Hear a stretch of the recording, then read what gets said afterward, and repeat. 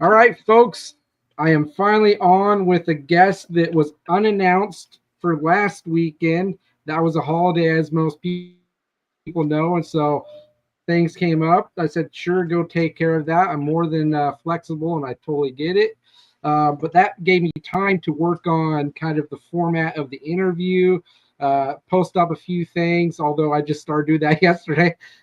Indecisive of what to say, stuff like Yeah. that. But the audio sequence, I have Yeah. on vocalist Travis, What's who up? also, as far as I know, he does play guitar as well. I've seen old videos. Yeah, yeah, a little bit here and there. I dabble. Yeah. Very excited to have you on and discuss your band and the music, and also the podcast that the band has with Yeah, the same name. yeah, Going to get into all that, kind of into a bit of the backstory, and just have a good time talking. yeah, man. Thanks for having me on. I really appreciate it. I've been looking Yeah, forward to it. that's a shared thing right there. I'm very fortunate. I like to think to be able to do this Yeah. spur of the moment thing a couple of years ago, just launching this, saying, "Hey, I'm gonna go do this." My wife kind of chuckling at me, like, "Yeah, right. Who's gonna talk to you?" And I'm almost at 80 episodes, Oh, so congrats. That's yeah, amazing. it's been really fun. I've learned a lot about the industry as far as this side of it, interviewing bands and getting Hmm. perspectives. And obviously, that's why I wanted you to come on and talk about your band. Yeah. But I guess just to start things off, I've been reading about some backstory about the audio sequence, and from what I could see, is it stems back pretty far. And I've seen something pop up about you guys were in school when iterations of this band started to kind of come to be. So I'll let you get into that if you don't mind. Yeah, yeah. So Dan, our drummer, and Josh, our guitar player, and I all grew up together. We met in middle school, and then played music together through high school, and then this we started this band like just at the end slash like right at the like right out of high school basically. That was kind of the first version of Audio Sequence. But we've had like a bunch of like three different eras. There was that era for a couple years, and then we did other bands, and then we had like a middle era where it was the same name but it sounded totally different. And then Right. now more recently from like 2020 on, it's been kind of back to what it started as, which is just good old rock band. And that's kind of the current era. Well, I mean, there's a lot of different sounds and influences you hear listening to your band. Yeah. I pick up, and this was confirmed just with doing some research on your band. There's a lot of Incubus in there. Yeah. There's a lot of Linkin Park in there. Uh, I did read about a Maroon 5 influence. I don't know if that's still a prominent thing for you guys these days, but I do kind of hear that. I actually do pick up on Hoobastank. I heard you guys mention Yeah. that in the podcast. And maybe some stuff like Jimmy Eat World, stuff like that. Some Weezer in some ways. There's a lot that you could say comprises the sound, and I love how so much is put in to each song.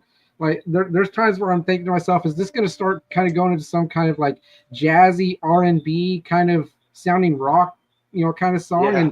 and almost like it's kind of flawless and seamless how you guys pull that off. And the podcast I was listening, the way you guys write is kind of you see what works, right? Mm-hmm. And you revisit, you stop one song, you go to another song. But is it hard to take those influences and really kind of settle on just the sound in general for you guys? Well, first of all, yeah, like all of those bands you mentioned are definitely influences at one point or another. The early days, it was definitely Incubus. And then the first like two Maroon 5 albums when they were like more of a band. Kind of a uh, bluesy rock. yeah, yeah, they were doing that like their second album in particular, they were really influenced by Prince. So it was a very Mhm. like slick kind of disco-y rock stuff. We were really into that era of them. Um, so I would say in the beginning, like when you're younger, it's kind of natural to try to emulate your heroes, you know. So there was a Right. lot of, yeah, we'd pull from stuff that we liked, and that informed a lot of what we wrote.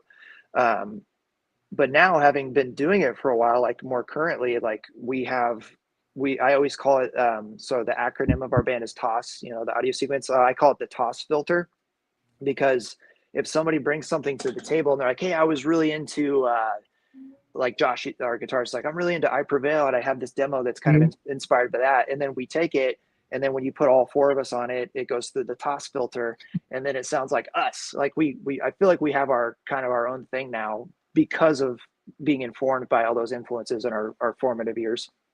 Hmm. I mean, that's the way to do it. It's kind of one thing where to copy and paste something that someone else is doing and not really put a lot of that your own creative signature on it. Yeah, But with your band, it's those influences, but the sound is wholly the audio sequence. Like, you know what your influences are when you're listening to yeah, it, but it's its own thing, that's and the that's goal. the way it's the way I like it to be done because some of it could be a little bit too close to the other band's, home or Yeah, whatever you want to call it, and it kind of just sounds like, okay, aren't you just a little bit riding a little bit on the coattails too much there? You're right. capable, obviously, so why not just put your own original stamp on it? Yeah, I And agree. yeah, but you guys, you're completely it's your own unique thing. Yeah, At thank you. least I think so. Yeah, I think you're pretty unique, and it's kind of funny how you're so close to where I live, I and know. I'm just now hearing about you. It's like, Yeah, have I seen your guys' name on like the Hawthorne Theater before, not even known it, or Dante's or something like that, or McDonald yeah, Tudor, and not even thought about it, not even yeah. thought to check out, oh, who is this band? What do they sound like? Mhm. But it's I think you might be the first or the second band from our own home state that I've even talked to. Really? Yeah, outside of Veo, who I've been trying to get on and haven't been able Yeah, to do it yet. But I outside love of those them, I guys. think you're the only ones that I've Cool. actually Yeah. been able to interview. Shout outs to Veo, by the way. Our Yeah, last it's show awesome. was with those guys at Dante's. So Yeah, that's a great band. Yeah, it's funny. I mean, that's kind of the plus and minus column of music these days, is that it's, there's a lot of it, there's so hmm, much, and Portland has such a great community of so all great. different genres. Yeah, there's great rock bands and metal bands, and there's great like singer songwriter people and hip hop. There's an awesome hip hop scene here. There's so many great scenes going on. So that's the beauty of it. There's a lot, but then it's like, yeah, it's hard to stand out, and things get overlooked all the time. But that's the beauty of discovering music. No matter when you find it, it's always there for you. Absolutely agree with that. And that kind of gets this nice segue into a question I had later down in my little notes here about how difficult it could be breaking through, not in like a national sense necessarily, but just breaking through in general with the industry, uh, in any state, any part of the world. It's like a bare knuckled fist fight. I think I want to Yeah, say, and for you guys being at it for as long as you have and getting to where you are now, what did some of that look like? Getting yourself kind of established in like a local scene sort of sense, mm-hmm. and then maybe if you've played outside of Oregon and been on any like national tours of any kind, like what's that part of the journey been like? Yeah. Well, early on, I was really active in the local scene, just going to like rock and metal shows when I was younger. Mhm. My uncle got me into that. My uncle David, shout outs to him. He took me to all kinds of cool shows and stuff. So I really fell in love with, like, he took me to big shows. Like, I saw like Linkin Park and stuff, like when they were first came out, like huge bands. But then when he took me to local music, it actually struck me more than bigger bands, I because understand. the community of it, like seeing a bunch of people packed into a small little place and these guys kicking ass, like I was just like, wow, I want to do that. That's cool. And that seems obtainable, right? When you're a Yeah, young musician. So that was the goal early on. And what we did is we just took any show we could grab, and we opened for a long time and worked our way up, and then eventually we were doing our own headlining shows, and then that turned into, we have done some touring and stuff, and yeah. So but the early on it was so different back then too. That was kind of the name of the game, and like you would sell like physical CDs and stuff, which isn't as much of a thing anymore. no, sadly. Nowadays though, what's cool, I got really into in the pandemic years, since we couldn't go out and play, I was like, well, I want to figure out some stuff. I want to learn how to record us and engineer our music because I love that. And then on the flip side of that, I really want to deep dive into streaming because we were kind of late to the party on that. Right. And did a lot of like my homework on that and to figure it out. And then we really started pushing our Spotify and all that. And now like I'm kind of nerdy with that stuff. I watch the metrics and the numbers, and I see like where we get streams from, and and like we also get messages from people around the world and stuff, which is cool. So that's what's cool about it nowadays is like we live here in Portland, and yeah, that's our local market and where our local fan base is. But like we have a lot of fans in Japan. Oh, We have a lot of fans in like Central America, and like and they communicate with us too, which is cool. And that's the cool thing about the modern age of music, I think. I completely agree with you. It's, you know, you've got that side of it these days that can be really draining and just daunting as far as how you do certain things and whether or not someone's going to find it, hear Yeah. it, see it at all. I could echo the reach aspect of it. Yeah. I've had bands message me that are clear over in Germany, the United Kingdom, Australia. Where's a couple? It's where In Flames is from. Gothenburg, Sweden. Oh, nice. I've had a band on from there. So it's crazy that when you don't, because I only recently started looking at my own like analytics and metrics and stuff and seeing where people are tuning in from. It surprises you, right? Yeah. And it's kind of like validation too that you're doing something. You might not know if it's making impacts in certain parts, but then when you see that it is, it fuels you more and gives you more drive to just keep pushing, you know? Yeah. My big thing is the whole reason that I do this is for connection. You know, my band guys and I are like brothers, so that's the base level connection is our friendship and our brotherhood. And then anything outside of that is just a bonus in my eyes. You know, I don't really sweat the metrics and the popularity and stuff like that. It's just if somebody finds our music and connects with it, then that's what's important to me. And that could be one person, that could be 5 people, that could be 500 people. As long as they genuinely connect with it, that's all that matters to me personally. And that, to answer your other question, like that's success in my eyes. So I already feel successful in that sense, you know? Yeah, I completely agree with you. I have a buddy that does a podcast too. And he's expressed to me how there's times where he can feel defeated when he's being turned down for interviews. Yeah. I've been in that boat so many times. I've been told, well, you're kind of small for it to be worth our time. And, you know, and a whole varying things. At the moment, it could be discouraging, but at the same time, it's like, you know what? I'm just going to keep moving on from it, you know? Yeah. Because you're right. Yeah. Success is the fact that I'm able to do it at all. Success is the fact that you and your band are able to make music, have it put out, and people connect with it, listen to it. They want to show it to their friends and their families. Absolutely. And like me, want to take you on, talk about your music, and try and do something to get more people listening that didn't know who the Audio Sequence is. Yeah, that's what it's about. Absolutely. Yeah, absolutely. So I'm all about connection, the community, and if I could keep doing what I'm doing and get that out of it, then I'll keep doing it, you know?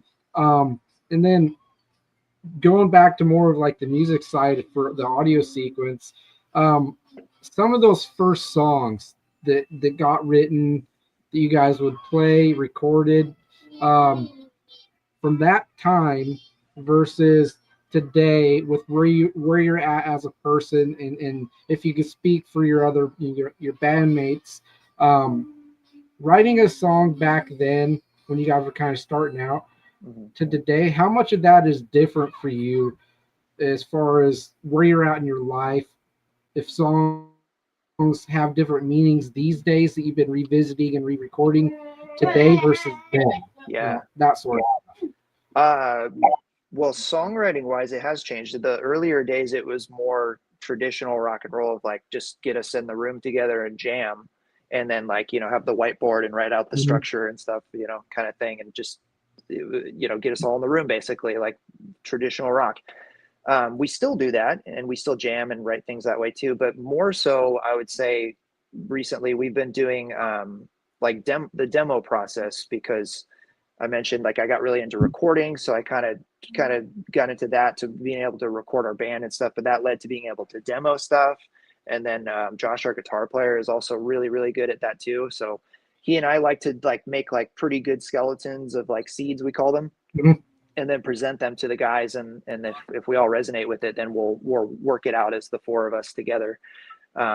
So that's kind of a cool different thing, like full on jamming versus this kind of hybrid, like here's an idea, let's jam it out kind of thing, is how we do it nowadays. And then we've been re-releasing songs that have Mhm. existed in the past now, so those do bring on new meaning in a lot of ways. That's a lot of what we discuss on our podcast, is Yeah. those songs and how they came about. And then I try to touch on something about the lyrics with them if I remember. Sometimes I forget. But it happens, man. Like you mentioned Sink or Swim, you like that song? Like that one's been, Oh, I it's wrote that one. awesome. Thank you, man. Yeah, that's like one of the most proud of songs. But I wrote those lyrics when I was like 19 or something, man.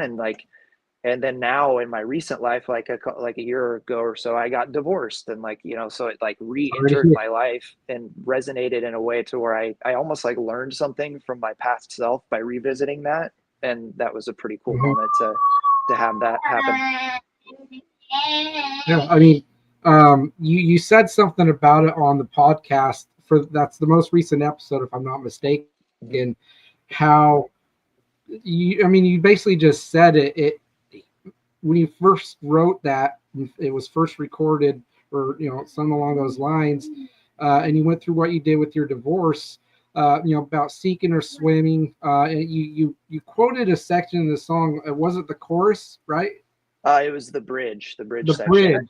Yeah. And forgive me for not remembering exactly verbatim what that the bridge's exact words were, but I do think that the song could offer a person listening to it a kind of like words to encourage them to sink or swim.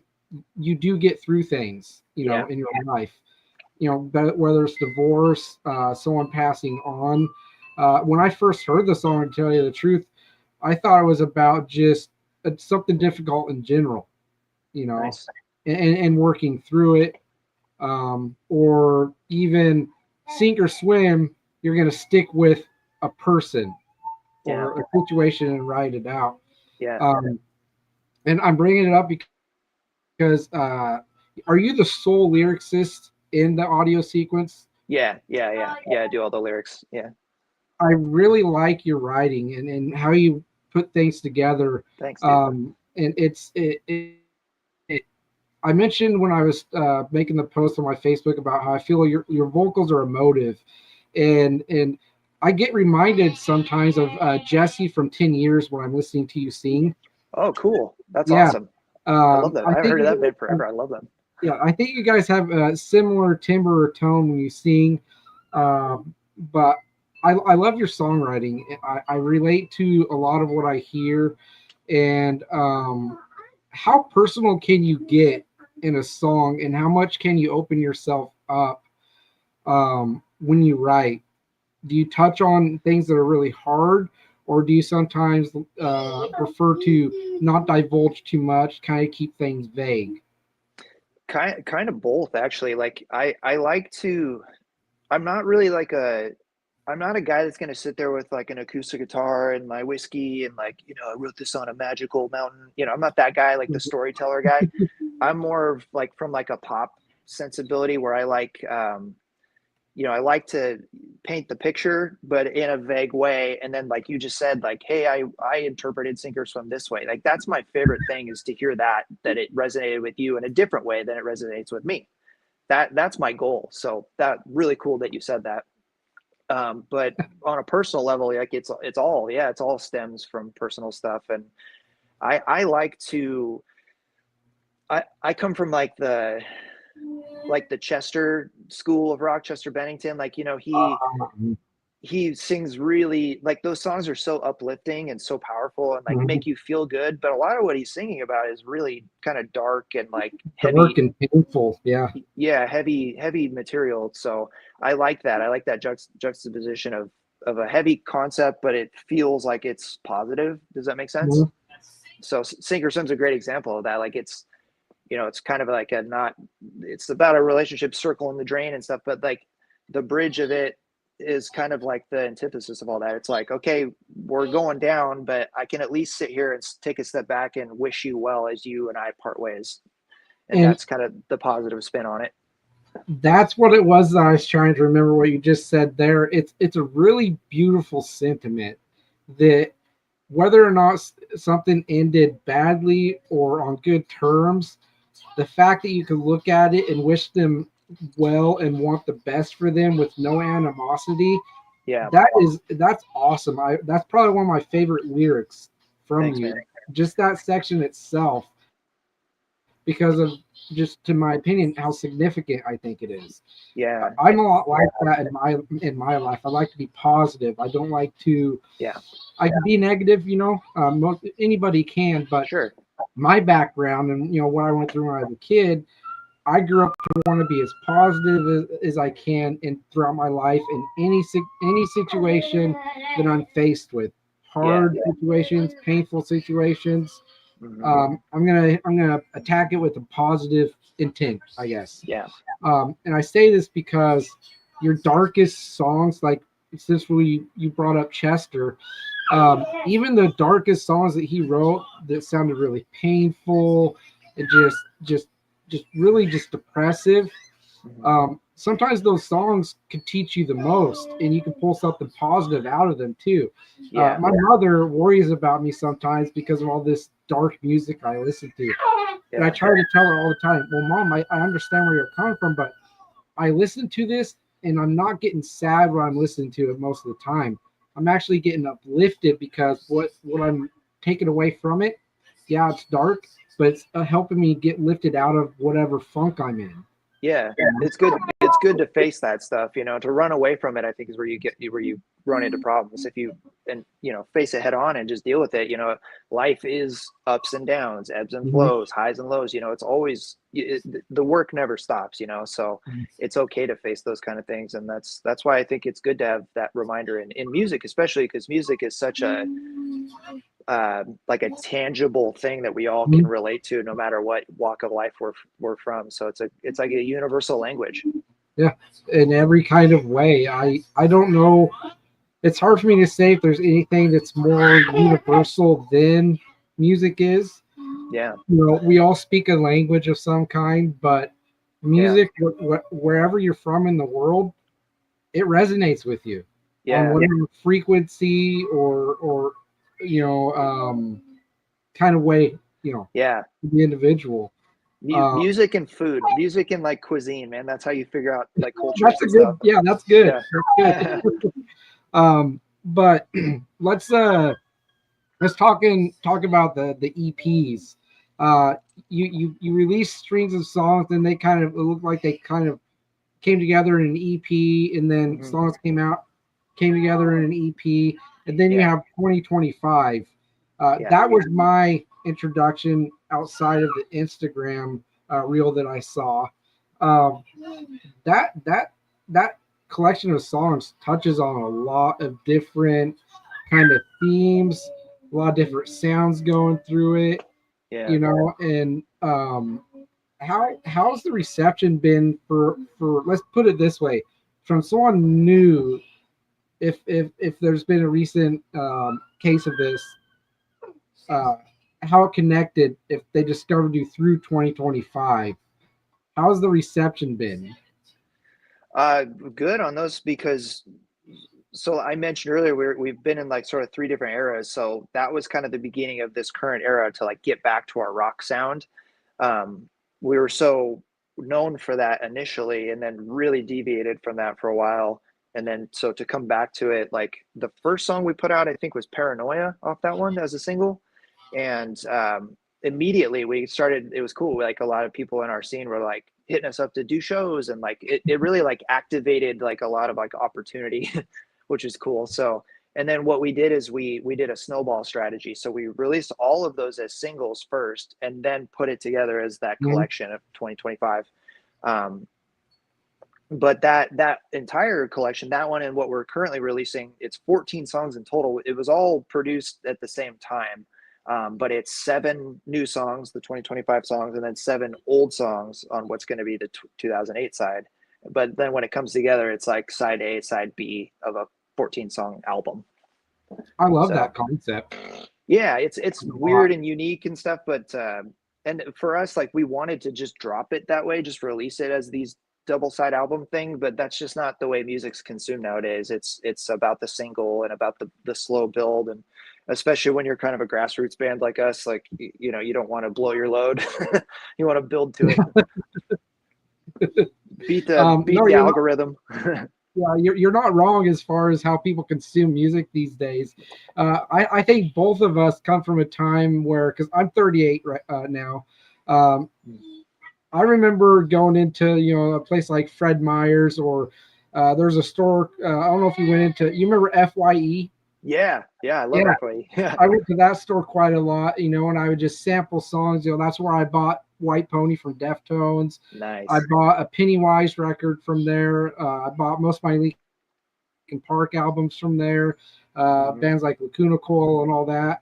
I love Yep, just that physical media. I know, Yeah, I I love know. purchasing it. The smell when you take off the cellophane and you open it up, and like there's the Yeah, liner note booklet and everything. I think that these newer generations are missing out on that. You can big still go time. out in stores and buy the physical media, but like you said, it's mostly digital now that Yeah, people go as their preferred way of taking in the music. right. Um, and I wanted to ask you, do you think that that's basically the route that most bands are going to start to go, as far as not necessarily completely abandoning the full album format, but going the route of more mostly singles or like 3 to 5 track EPs, because it seems like it's just a little bit more feasible, maybe Yeah. makes a little bit more sense depending on the size of the band that you're in. Yeah. I mean, the approach that we took is the snowball thing. Like we did do that 14 song collection. You know, we that was all produced at the same time, like I said, all mixed and mastered and stuff, or remixed and mastered and then mixed and mastered together. And that was that was a lot to chew, for us. It's, it was costly and stuff, but it was worth it. And then we did that back in like 2023. So we've been able to Mhm. work off of that for like 2 years, so it was kind of a good like investment into ourselves. Yeah, But I would have loved to have put it out in the way that it's eventually going to be, but that's not smart. That's not the way to get new fans and stuff. So I knew that we had to, just in doing research and stuff, that we had to do the singles and the build. And so anybody that I talk to, any of my peers or friends or anyone that asks my opinion about that, like I have a buddy and he's in a band called Tito Padrino. That's awesome. Shout outs to those guys. Um, I talk a lot and he's like, yeah, we got a bunch of songs. I'm like, dude, just put together like 2 or 3 and just start there and then build to it. And they literally just put out their 3-song EP this week and it sounds great and they're getting great reception. So I always advise that personally, because that's just the way music is consumed nowadays. And as far as physical media, yeah, like CDs aren't as big anymore. But vinyls has a huge resurgence, and that kind of scratches that itch, because you have actual artwork you can look mhm. at. Which I'm with you, man. I used to love reading the lyrics and reading like, where did they record this, and Yeah, I miss that. So it's just an ever evolving, ever changing landscape. But I don't think like physical will ever fully go away. I just think it's gonna continue to evolve and change, and everything comes in circles. I bet CDs will be cool again in like 10 years because they'll be yeah, vintage. probably. you know Yeah, you're not wrong. Things come and go. Things come back like that for hmm sure. Um, with the climate of the industry these days, I don't know how much you can speak on with this, because I feel like the audio sequence basically that you stick to what sound you guys want to make. I don't know if you. So let me frame it a different way. Rock music, hip hop, pop music, it does go through changes and cycles. yeah, New metal's making a comeback, and it has been for like what, maybe between 4 and 8 years now. That yeah, slowly starting to get traction again, and yeah, you're getting new bands coming out that sound like something from the 2000s. yeah, Um, how does the audio sequence go about staying true to your own vision and not having any kind of temptation to basically not conform to a sound that's popular, but because how many bands could you name just off one hand that sound pretty much the same to each other? Yeah, There's yeah, quite a bit. right. Have you guys ever experienced any pressure to kind of go that route yourselves and kind of depart a bit from staying true to the identity and established sound that you already have? No, not any like outside pressure, but I would say that like second era that we had of the band, that where it sounded totally different. We really went for like a funkier, like poppier sound. So like the guitars were more like single note, like Telecaster funky stuff. Mm-hmm. We had a lot of synths and stuff, and we were more influenced by maybe that like that Maroon 5 album I talked about, like that kind of route. And it was cool, and we wrote some good stuff like that, but I don't, it always felt a little bit like against the grain for us. And once we came back to our just doing rock stuff, it just was really natural. And now with that thing I talked about, our toss filter, like even if we tried to emulate somebody, it wouldn't work. It just, there's no way anymore. We've been doing this for so long, and we're so connected with each other. We just like literally like we have a song called Dreamwaves on Yeah, the 2025 one. That was one of my demos, and I was like, I'm trying to write a Deftones song, and it's just there's no way it could be Deftones, because once the guys play on it, it's just our thing. And yeah, I'm proud of that, man. You know, it takes a lot of years and a lot of hours and a lot of time, and just practice, and shows and shows and shows. And we've put in that time, our 10,000 hours or whatever they say. We've probably tripled that. oh yeah, And no so, doubt. yeah, we don't try to conform or chase any trends or anything like that. We just do our thing. Luckily, like you said, the new metal resurgence, like we kind of fit into that a little bit. So we've gotten some fans off of that popularity, which is cool. Yeah, absolutely. Have you guys considered doing? I don't know if there is, but like covers of any of those bands that Yeah. influence you, because you could nail the hell out of an Incubus song. I know that Yeah. for sure. We talked recently about, thank you, by the way. Yeah, we actually do sometimes jam Incubus songs for fun.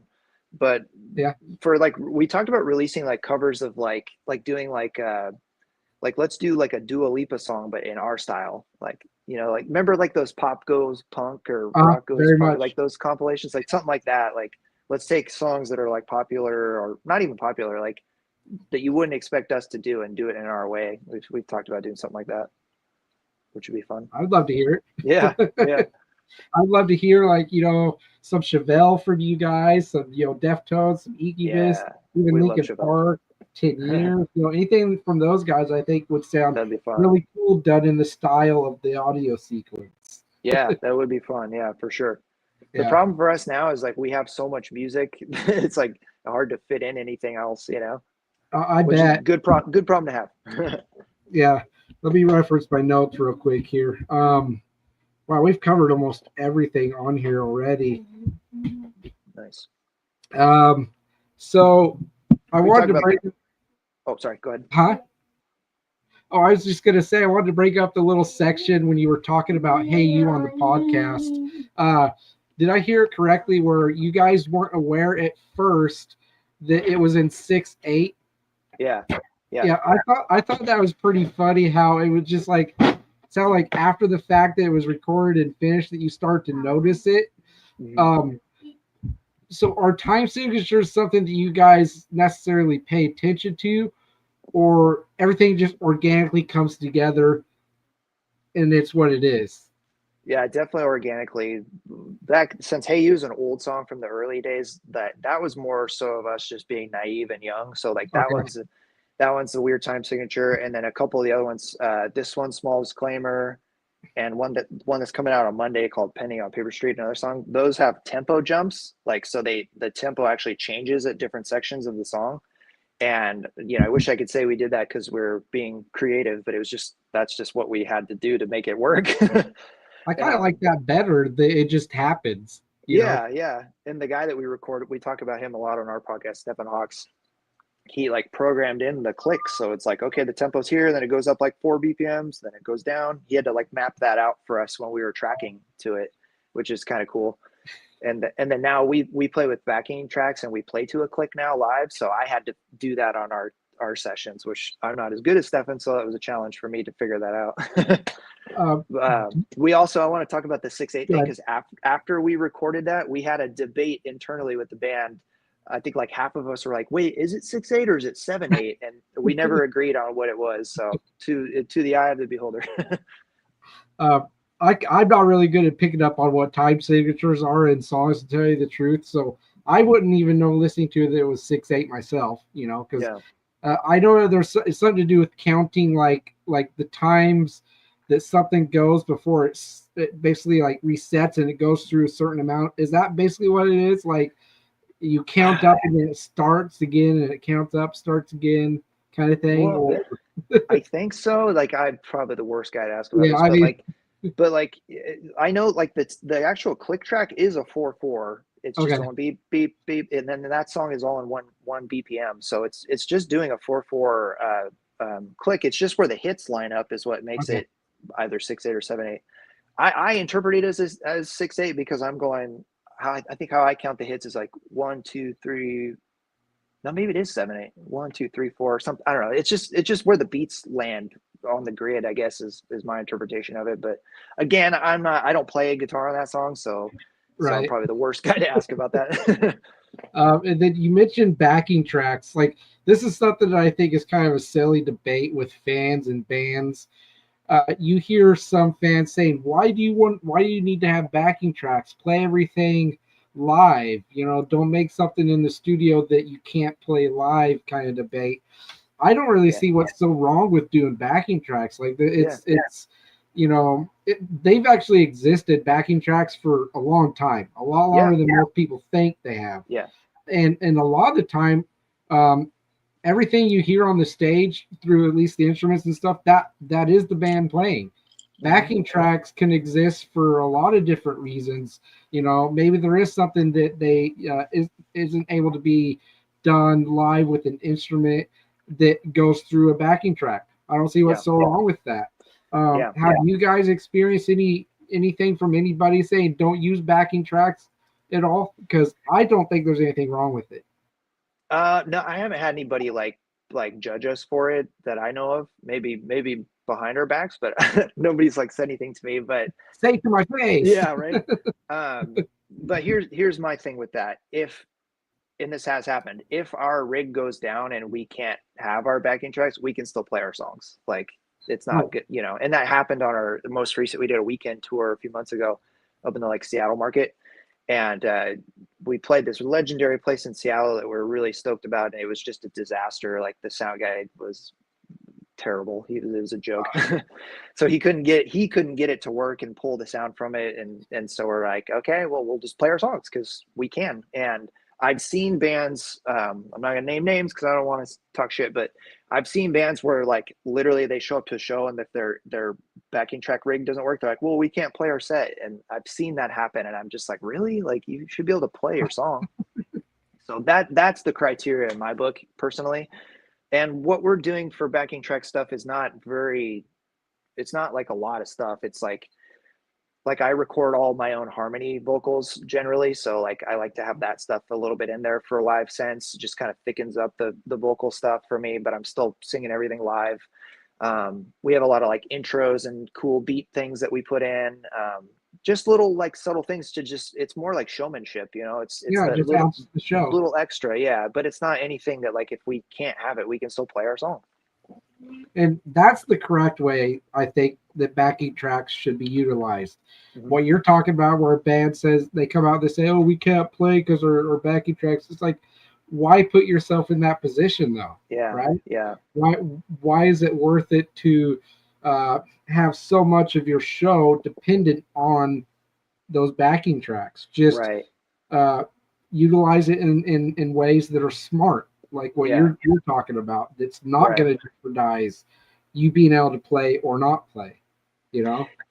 I can see if if it's like a rock band and they're like, it's just a drummer and like a guitarist, and like maybe they have all their bass tracks and like stuff going on. Like I get maybe that situation, but this one that I saw most recently was like, it was a full band. It was 2 guitar players, a singer, a bassist, and a drummer. So 5-piece band. They all had their stuff up there and they were having troubles with it. And this is what really bothered me too, is we were supposed to play this show and it was a packed house too. And so I went to the show to support it. And the spot that we were supposed to get, these guys got it, and then they didn't even play their set. I was so mad. And I was like, dude, you got your 5 instrumentalists there. Like, how much of your backing track is really part of your sound? Like, come on, dude, play your song. So that was disappointing. That would definitely really bug me if that happened, with a band in my seat. Thankfully, it never has. I'm happy to say that I haven't experienced that disappointment. Yeah. But there's also the whole side of it where things do happen, power could cut out. Something on an instrument could break or fail. It's just, you never know how things are going to go. Or like you said, the sound guy could suck, it just, you never know. That's usually the case, unfortunately. Then you're like, God, man, that, and they make or break it for you, which sucks, but you just got to roll the punches and do your best. That's all you can do. And then, so you had a recent show with set. I haven't been able to see those. The tongue twisted. I haven't seen those guys live yet, and I just kind of want to get insight of how that show went with you guys, and then just how well things went with recent tours in general. Yeah, that show was great, and Veo is fantastic. They're super professional, and Cam, their singer, is the guy that I talked to the most, like leading up to that show, and he's just such a sweet dude. He's really cool and talented singer, and they were awesome. But that was kind of their first show back, and I think they hadn't played for a number of years, so I'm hoping they keep it going. And we talked to them about playing with them again, so hopefully that happens. But it was nice to have that be a good show and have some like-minded guys to partner up with, because the tour that we did was like pretty bad. We had, it was a 3-show run, and like every show was kind of a disaster, and so that was pretty deflating, and we were a little bit burnt out from that. So much so that after the Veo show, we're like, let's just take a little bit of time down and like recoup, because it just kind of, it sucks when you take an L after L, it can be a little defeating, but like I said, you got to roll with the punches. So, but yeah, that show was great, man. Veo was awesome. Really cool band. They record with Stephen Hawks, the guy that we recorded with too. So there's a that's cool. common denominator there. And I really hope we play with them again. They're great. I would love to be present at a show with you and Vale on the bill. Yeah. Well, now that we know we're neighbors, we'll get you out there. I think I've been thinking about that for the entire couple of weeks that I've listened to your band. That how cool is it that a band is basically in my backyard? That's really freaking awesome, and that I get to talk to right now, and in the future, hopefully see a show from, local scene. It's like, it kind of breaks my mind how important it is to support local, right? Just right in your backyard, your home state, home city, or whatever. You could find like those, like Deftones, for example, amazing band. You could find amazing bands in your own home area. I'm gonna blow your mind real quick. Chino from Deftones, he lives in the Portland area. Oh, I thought it was Bend. He was in Bend. Now he's, I don't want to like dox him where he lives, but he lives close to us. And my buddy is the manager at one of the guitar centers here locally, and he's like, dude, he comes in all the time. I'm like, text me, let me know. I'll run over there. I want to meet him. So funny thing about that, his project Crosses. So my wife and I saw them on their run when they first put out that actual full release of an album with the songs from the EP and then the new songs together. My wife was right next to me. We were right at the front row at the rail. I think it was at the Hawthorne that they played. And Chino comes to the edge of the stage, and the riser's there or whatever, and he starts reaching down like he's known to do and starts touching people's hands, shaking them, fist bumping. He goes to do it with my hand, and then he sees my wife, and it's like he changes his mind. He goes and he touches her hand instead. I was so jealous and almost a little bit mad at my wife that she got to touch one of my heroes, fist bump him and whatever. I was like, that That's should be funny. me, okay, But Oh, that's yeah, funny. he's Yeah. such a cool dude. But Yeah, he yeah, is. 100% support local. That's I go Yeah. to as much local shows as I can, I mostly do in too. Portland, sometimes in Eugene. Yep. Been a few here in Albany, where I'm from, actually. Hmm. Um, can't remember the name of the band. They opened for POD when they played here at the Block Party a couple last year or the year before that, and they're really good. They had a lot of instrumental sections. They blew my mind, and I meant to reach out to them and just let them know that, hey, you guys are really awesome. Keep doing what you're doing, and Yeah. just do the whole thing about supporting local. Yeah. Uh, but 100% agree. Yeah. yeah. So did we dive into the podcast very deeply yet? I know I've been mentioning it here and there. No, no, yeah, we should maybe cap off with that. I think that'd be a cool thing to talk about. Yeah, let's cap off with that. As I understand it, it's been a lot of starting and stopping with the podcast. Yeah. Then it finally happened. You guys didn't like one, like a thing that was recorded, and so you trashed it or something like that. And then finally, you were able to, you actually recorded an episode. You've been able to keep that going. Hmm. So let's talk about basically that process of starting and stopping and then finally being able to do it. Yeah, yeah. We've had the idea for years. It originated again in like the pandemic years because we couldn't go play, and we were lucky that we like stayed in each other's bubble, so we were able to like get together still and produce stuff. But back then we have a vlog series. It's still on our YouTube channel. It's just youtube.com/, the Audio Sequence. Okay. Our vlog series is hilarious. Our guitar player Josh produced that, and he would edit all the episodes and the footage and stuff. And it's funny. It's just funny stuff. So it was kind of like we were like wanted to do a continuation of that in podcast format because the conversations that we generally have, like normally, like we don't typically sit around and talk about our music. Like we talk about like, oh, dude, did you see the new episode of Dexter? Like we talk about like nerdy stuff. So we're like that might be kind of fun. And so we did an episode like years ago where we did that. We just talked about pop culture stuff, but we never finished it. And then maybe a few months ago, we did one where it was like more like this style, like video, where we were all we tried to like dress it a little bit and do it pretty fancy. And we had issues with our cameras and some of the footage didn't upload. And it was, yeah, I'm sure you know how that goes. The Yeah, video I do. aspect of it is a whole nother layer. But I knew that we had these releases on the horizon of these songs to finish out that collection of the two sides. And I was like, I really want to do a thing where we do talk about our music and have these conversations. And let's just do it audio only, just mic up. We have one mic, like we don't even all have our own mics. It's really simple. And we just, we get together to practice anyway. So I'm like, we'll just take, 20 minutes or so to have a conversation. And then I edit up the episodes and throw it online.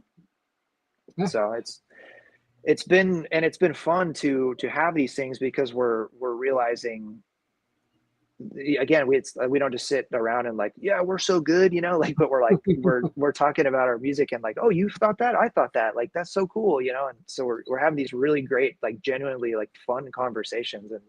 And they're translating, I think, really well in the format that I've been producing, so I like it. I think so too. I think I've been telling you that I get a lot of like a sort of like a brotherhood kind of atmosphere and vibe when I'm Yeah, listening to you guys talking. It's almost like you're related and you're actual brothers just yeah, talking and back and forth, maybe teasing each other here and there, and it's got a really nice flow to it. And I think it works really well how you don't have the episodes super long, like 15 to 20 minutes, right, hmm, of talking about like a song that you yeah, guys have yeah, put out at the time, and then things in between that. And I like how they're broken up with little segments of music, and then you're coming back and you talk some yeah. more. I don't know how to upload my own to Apple. I've been thinking about downloading the audio and doing it, but either I'm missing it or I'm just that illiterate because I plan on doing the same thing at some point. Yeah. Yeah, we should talk like through DMs again, and I can tell you Yeah. how I did it because I actually host it through Spotify and then it distributes it to everybody, which is kind of Oh, cool. okay. So yeah, we'll talk. I'll send you a thing Sure, on how to sure. do that. Be cool. I think that'd be beneficial, at least for me, because I'm trying to think of other ways to distribute beyond Yeah, Facebook, Instagram, and YouTube. yeah, Um, yeah. It's not been cool only, too. yeah, Oh, I was just gonna say it's been cool too because like I haven't really outside of like our maybe our Instagram like I haven't been like pushing it super hard. I've just sort of been doing it because I'm enjoying doing it and it's fun. And then I'm the nerdy guy that looks at the metrics and stuff. So I see, and it's like, I'm seeing them getting plays and listens. And then I'm getting a lot of like texts and like DMs from people that are like, hey, I really like the podcast. So it's that validation that like it's resonating and that makes it feel really cool. And you're not the first person to say that like that brotherhood thing is oh, coming good. through, which really means a lot to us because it really is. That is the dynamic of our relationship. It's very much a like we're really good friends first and foremost before anything, and all the extra stuff, the music and what comes on top is just a bonus. Yeah, and the fact that you get to do the podcast and make the music that you do together is a bonus. Yeah, yeah.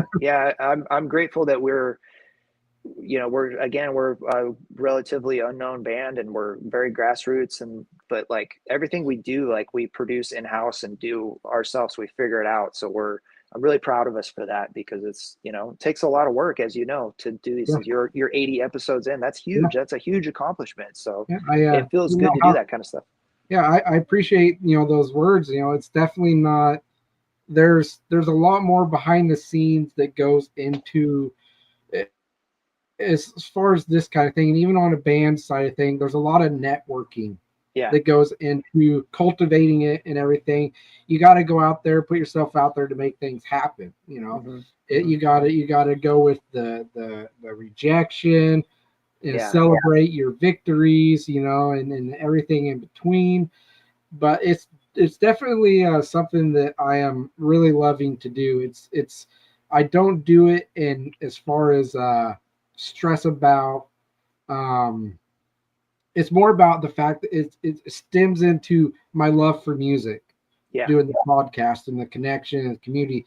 Those are the sole reasons why I do. I don't do it to maybe one day be as big as Howard Stern. I don't want to be as big as Howard Stern was. Right. Yeah. I want to keep it small and like you're saying, kind of like a grassroots sort of thing, Yeah. and just enjoy it. Do it when I have the time to do it, and not Mhm. stress about if I don't have things lined up in the pipeline. Yeah.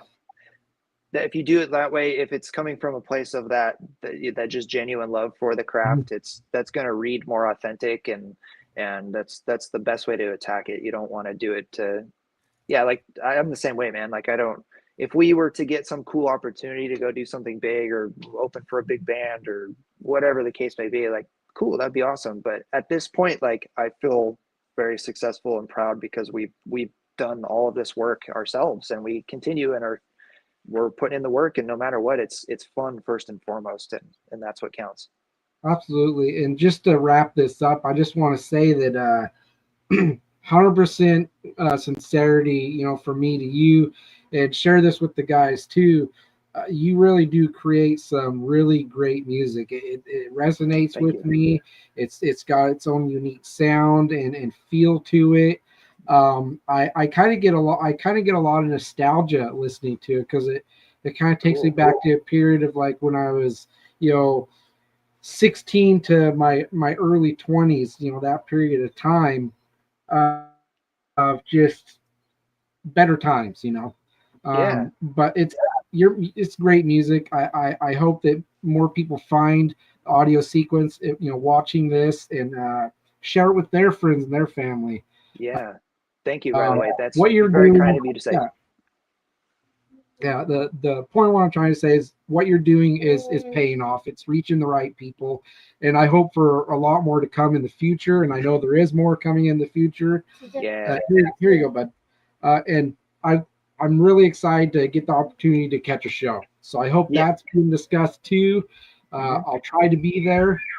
And anything else you want to say before we kind of wrap this up and go offline? I just thank you, man. I really appreciate you having me on, and thank you for those kind words you just said. That means a lot, and this is a great conversation. So, and congrats to you, man. 80 episodes, like I said, that's Thank you. huge. So, good job. Keep it going. Keep rocking, and yeah, let's stay in touch. Definitely will. Again, everybody, this has been Travis from the Audio Sequence. As you see, vocalist. I had on my notes, just so you know, I had Master Vox or something like that, and the drummer, your guitarist. I think I said Guitar Wizard. Your drummer, I Nice. said uh, drummer, something drummer, and then bassist, bass ace or something like that. I like You that. know, just Nice. you know, so, we'll say the thing. But yeah, it's been a great time. Really enjoyed talking with you. And then yeah, love to do this again in the future. Definitely. Love to write reviews for you guys if you keep me in mind for that. Happy to Sure. do it. But yeah, let's go ahead and Awesome. wrap this up. And everybody watching, this will be available on YouTube as soon as I hit in stream to share around. Please do like and follow the Audio Sequences socials, Instagram, Facebook, YouTube. I think you have TikTok. Yes. Yeah, we do. Yeah, we do it. Yeah, our TikTok's pretty funny too. You should follow it. Definitely going to. But thank you, man. We'll be in Thank you. touch, and I look forward to doing this again. Absolutely. Take care.